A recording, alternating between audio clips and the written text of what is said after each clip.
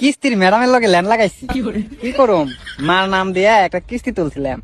ওখান কাম কই রে, কিস্তি দিতে দিতে একবারে ফেপড়া মেপড়া বেড়ে জায়গা, কিস্তি আর দিয়ে হারি না, ধার দেনা কই রে মনে করেন বিধি কিস্তা করে হালাইছি। পরে মাথায় কুবুদ্ধি ঢুকলো যে কিস্তির ম্যাডামের লগে প্রেম করি একটু, হয়তো কিস্তিটা মা পাবো নি।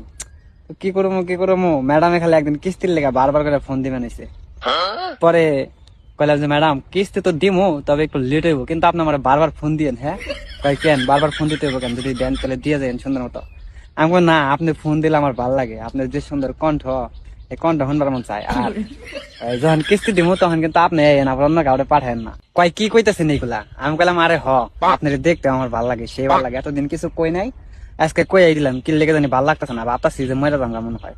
পরে ভাই আচ্ছা কিস্তি দিন ভদ্রলোকের মতো। আমি কই হ্যাঁ কিস্তি দিমুনি। যখন কিস্তির লেগাইছে তখন কইছি যাক, খুশি হইলাম যে আপনি আইছেন, আপনারা না দেখলে আমার খালি পরানটা ছটফট করে।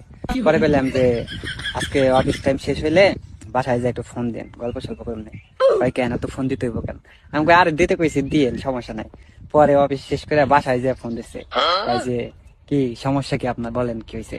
পরে পেলাম যে দেখেন আসলে আপনি কিস্তি টিস্তি নেন তো এই কারণে কিছু কইবার সাহস পাই না, যদি আবার অন্য কোনো কিছু মাইন্ড করেন তো সত্যি কথা এটাই যে আমি আপনারে পছন্দ করি, আপনারে আমার অনেক ভালো লাগে, কিন্তু কিছু কইতে পারি না আপনারে। আপনারে দেখলে আমার মনের মাঝে যে সুখ লাগে ওই সুখ আমি পৃথিবীর কোনো জায়গায় পাই না।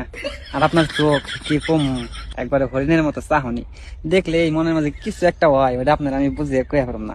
পরে ম্যাডামে কয় ও আচ্ছা তাই নাকি, আপনারা আবার কি মনে করছেন যে ম্যাডামে পড়ে যাবো গা?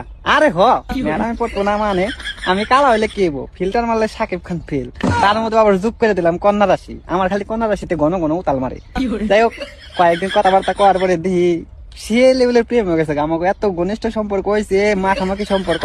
এখন মাঝে মাঝে ফোন দিলে খালি কই যে রাস্তাঘাটে দেখা হলে খালি সালাম দিও না, শুভেচ্ছা আমিও দিও।